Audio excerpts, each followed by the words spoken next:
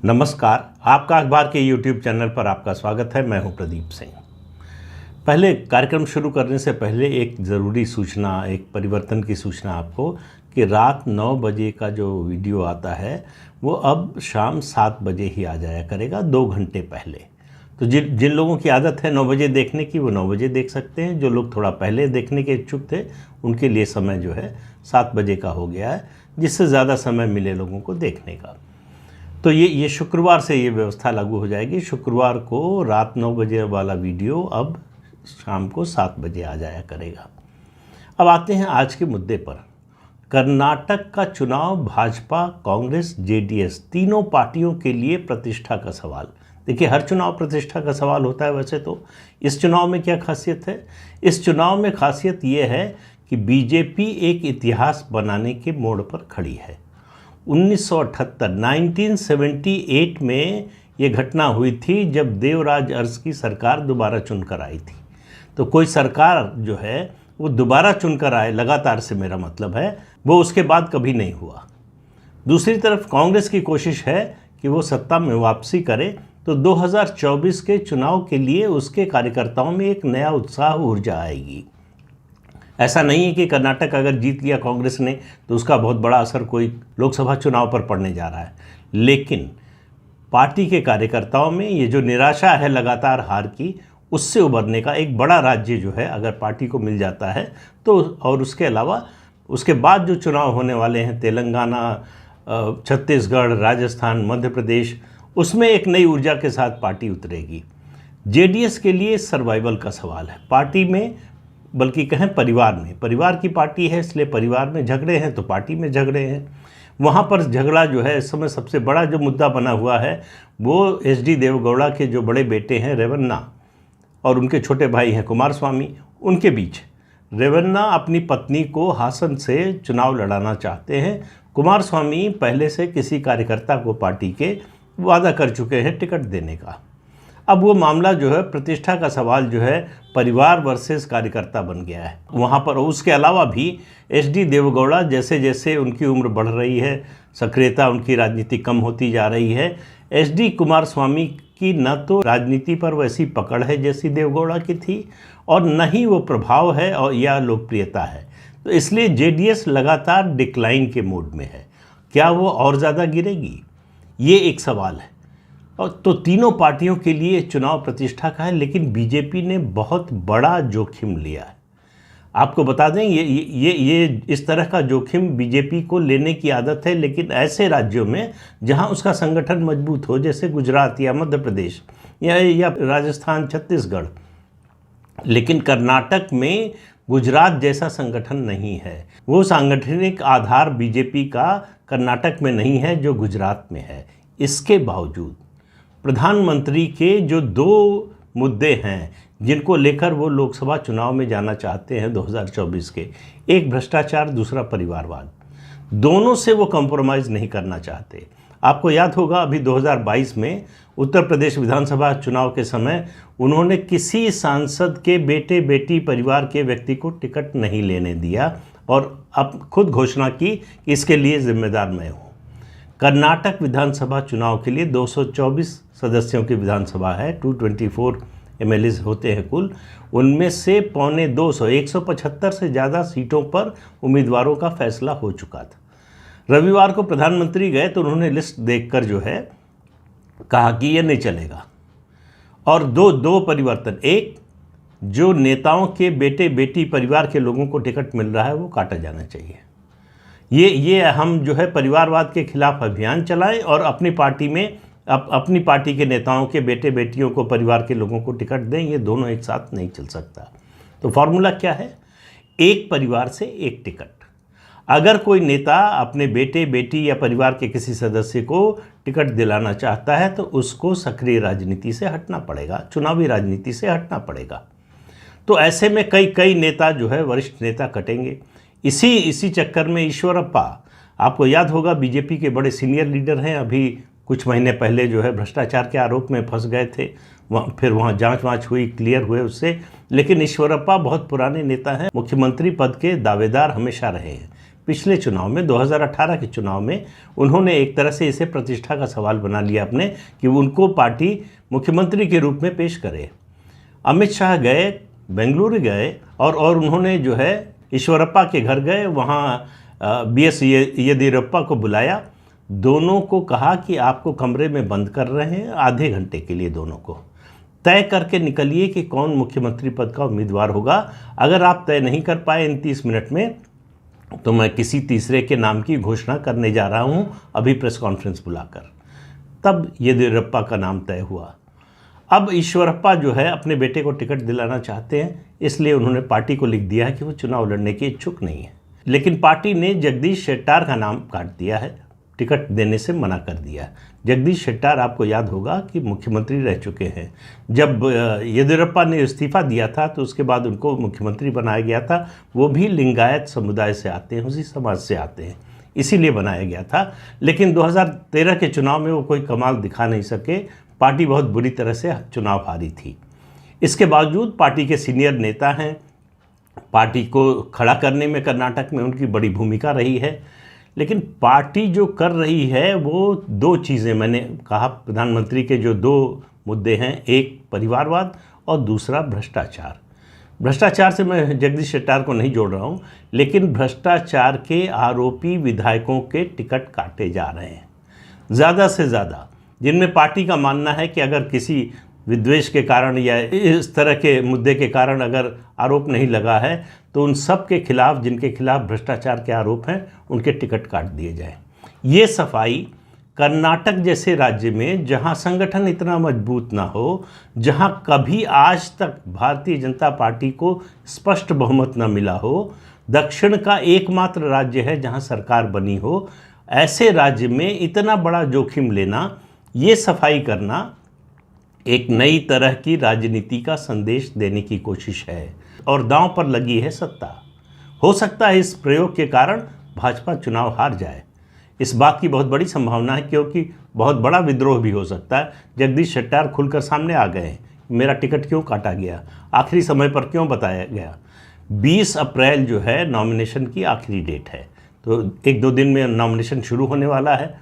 तो समय जो भी जिनके भी टिकट कटेंगे उनके लिए कहीं और जाने का बहुत कम है। कांग्रेस 58 को छोड़कर, मतलब 58 सीट्स को छोड़कर बाकी अपने उम्मीदवार घोषित कर चुकी है, इसलिए वहाँ भी ज़्यादा संभावना नहीं है। कांग्रेस भी डरी हुई है उन 58 सीटों को लेकर कि वहाँ उम्मीदवारों के नाम घोषित करने के बाद बगावत होगी, कई लोग छोड़कर जाएंगे। JDS में पहले से समस्या है, तो ऐसे में तीनों पार्टियों के सामने बगावत की समस्या है। लेकिन भारतीय जनता पार्टी दूसरा काम कर रही है, वो नए लोगों को मौका दे रही है, यानी कर्नाटक में भाजपा का चेहरा बदलने की कोशिश हो रही है। दूसरा, येदियुरप्पा जो है खुद चुनाव नहीं लड़ रहे हैं। पहली बार ऐसा होगा भारतीय जनता पार्टी के कर्नाटक के इतिहास में कि येदियुरप्पा चुनाव से बाहर हैं। पार्टी से बाहर गए तब भी चुनाव लड़ रहे थे, भले ही अपनी पार्टी बनाकर, तो पहली बार ऐसा होगा। उसके अलावा नए लोगों को ज़्यादा से ज़्यादा मौका देने की कोशिश हो रही है कि पार्टी का चेहरा बदले। एक ही तरह का चेहरा देखते देखते जो फैटीग फैक्टर एक आ जाता है, उससे छुटकारा मिले, और जिनकी एक तरह से मठाधीशी हो जाती है उससे मुक्ति मिले कि उनके अलावा पार्टी चल नहीं सकती, वही चला सकते हैं, वो नहीं रहेंगे तो पार्टी का बड़ा बुरा हो जाएगा। ये सब जोखिम मोल लेते हुए सत्ता चली जाएगी, इस कीमत पर भी भारतीय जनता पार्टी परिवर्तन कर रही है, बदलाव ला रही है। तो प्रधानमंत्री के कंधे पर पूरा चुनाव प्रचार रहेगा। अगले 4 हफ्ते में प्रधानमंत्री कम से कम 20 पब्लिक मीटिंग्स करने वाले हैं, चुनावी सभाएं करने वाले हैं, 8 रोड शो करने वाले हैं। इसके अलावा अमित शाह करीब 22 मीटिंग्स करेंगे, और इन दोनों के अलावा 2 और नेता जो है वो प्रचार करेंगे कर्नाटक में स्टार कैंपेनर के तौर पर। उत्तर प्रदेश के मुख्यमंत्री योगी आदित्यनाथ, हालांकि उनके लिए समय निकालना थोड़ा मुश्किल होगा क्योंकि उत्तर प्रदेश में स्थानीय निकाय के चुनाव भी हो रहे हैं, और उसके अलावा असम के मुख्यमंत्री हिमंत बिस्वा शर्मा। तो इन 4 के कैंपेन पर बीजेपी जो है अपना पूरा चुनावी अभियान खड़ा करना चाहती है। तो ये जो बदलाव हो रहा है, और इसके अलावा पहली बार ऐसा हो रहा है कि बीजेपी ओल्ड मैसूर क्षेत्र जो है उसमें बहुत बड़ा दांव लगा रही है। ओल्ड मैसूर क्षेत्र में विधानसभा की 89 सीट्स आती हैं, 89 सीटें आती हैं। इस क्षेत्र में बेंगलुरु भी आता है, तो बेंगलुरु में 28 सीटें हैं विधानसभा की। 2008 में जब बीजेपी पहली बार सत्ता में आई थी, पीक पर थी अपने, उस समय इस क्षेत्र से उसको 28 सीटें सिर्फ मिली थी। उन 28 में से 17 सीटें बेंगलुरु रीजन से ही मिली थी। बाकी 61 सीटें जो बचती हैं उनमें से सिर्फ 11 सीट मिली थी। इस क्षेत्र में दबदबा जो है वो देवगौड़ा परिवार का है। वोकालिगा नेता और वोकालिगा समुदाय के लोग सबसे ज़्यादा अगर कहीं हैं तो इसी क्षेत्र में हैं। तो उन्हीं के बूते जो है देवगौड़ा परिवार की राजनीति चलती है। बीजेपी इसमें बड़ा दांव लगा रही है और ये बड़ा दांव लगाने के पीछे एक तो रणनीति है कि लिंगायत वोटों पर निर्भरता कम हो और दूसरे समाज में भी अपनी पैठ बढ़ाए। दूसरा कारण है कुछ इंडिकेशन। 2019 के लोकसभा चुनाव में मंड्या सीट जो गढ़ है, एक तरह से कहें कि वोकालिगा समाज का जो क्षेत्र है उसकी राजधानी है मंड्या। यहीं से एस एम कृष्णा आते थे, कांग्रेस के पूर्व मुख्यमंत्री, वो भी वोकालिगा नेता थे। ये सीट बीजेपी के समर्थन से सुमलता जीती, जो कन्नड़ फिल्मों के मशहूर अभिनेता अम्बरीश की पत्नी हैं और अब वो बीजेपी के साथ है। तो ये सीट लोकसभा में जीती। ये देवगौड़ा परिवार के लिए बड़ा झटका था। उसके अलावा 2019 में बाई इलेक्शन हुआ एक सीट पर, कृष्णराजपेट। बाई इलेक्शन हुआ क्यों? क्योंकि जेडीएस के विधायक केसी नारायणा वो पार्टी छोड़कर बीजेपी में शामिल हो गए। जब बीजेपी की सरकार बनी कुमारस्वामी की सरकार को हटाकर, तो जो कई विधायक कांग्रेस और जेडीएस से आए थे उनमें से वो एक थे। और ये देवगौड़ा परिवार का गढ़, इसमें इस इलाके में मंड्या का जो इलाका है, यहाँ जो 7-8 विधानसभा की सीटें हैं, इनमें कुल सभी सीटों को मिलाकर भाजपा को इससे पहले कभी 10,000 वोट भी नहीं मिले कुल मिलाकर। उस सीट को बीजेपी के टिकट पर वो चुनाव लड़े और 9,000 वोट से जीते। तो ये जो दो इंडिकेशन है, एक बदलाव का संकेत नज़र आया। इसीलिए अमित शाह ने जब कैंपेन शुरू किया कर्नाटक में, तो सबसे पहले मंड्या गए और वहाँ से उन्होंने देवगौड़ा परिवार पर सीधा हमला बोला। उन्होंने कहा अगर आपने जेडीएस को जिताया तो उसका मतलब होगा कर्नाटक एटीएम बन जाएगा इस परिवार का। उनके भाषण का कन्नड़ में अनुवाद कर रहा था पार्टी का एक स्थानीय नेता। वो जो बोल रहे थे वो उससे अलग भी कुछ बोल रहा था और अपनी ओर से कुछ मिलाकर बोल रहा था। बीच में 2-3 बार अमित शाह ने टोका, फिर उसको हटा दिया गया। बाद में उसने कहा कि मुझे लग रहा था कि देवगौड़ा परिवार के खिलाफ बोलने से पार्टी को बहुत ज़्यादा नुकसान हो जाएगा। पार्टी ये नुकसान उठा नहीं सकती है। देवगौड़ा परिवार का यहाँ बड़ा सम्मान है। लेकिन अमित शाह ने देवगौड़ा परिवार पर सीधा हमला किया। उसका जवाब दिया एच.डी. कुमारस्वामी ने। उन्होंने कहा अमित शाह एच.डी. देवगौड़ा के पैर के नाखून के बराबर भी नहीं हैं, उनको इस तरह की बात नहीं बोलनी चाहिए थी। लेकिन बीजेपी इस पूरे क्षेत्र में जिस तरह से मेहनत कर रही है, जिस तरह से अपना प्रभाव बढ़ाने की कोशिश कर रही है, उससे ऐसा लग रहा है कि बीजेपी इस क्षेत्र को पहली बार इसमें सेंध लगाने की कोशिश कर रही है और बड़े पैमाने पर सेंध लगाने की कोशिश कर रही है और उसको उम्मीद लग रही कि ऐसा संभव हो सकता है। ये जो परिवर्तन किए जा रहे हैं चुनाव के ऐन मौके पर, इतने बड़े नेताओं के टिकट काटना, भ्रष्टाचार के आरोपियों को अलग करना, परिवार के लोगों को टिकट न देना, यानी एक परिवार से एक से अधिक लोगों को टिकट न देना, 1 फैमिली 1 टिकट का जो रूल है उसको लागू करना, ये सब मिलाकर येदियुरप्पा को भी अपने बेटे को टिकट दिलाने के लिए, विजेंद्र को टिकट दिलाने के लिए ये जो है उनको राजनीति से संन्यास लेना पड़ा, सक्रिय राजनीति से। तो जिसको अपने बेटे बेटी परिवार को टिकट दिलाना है उसको खुद संन्यास लेना पड़ेगा चुनावी राजनीति से। ये बीजेपी हाईकमान का स्पष्ट संदेश है।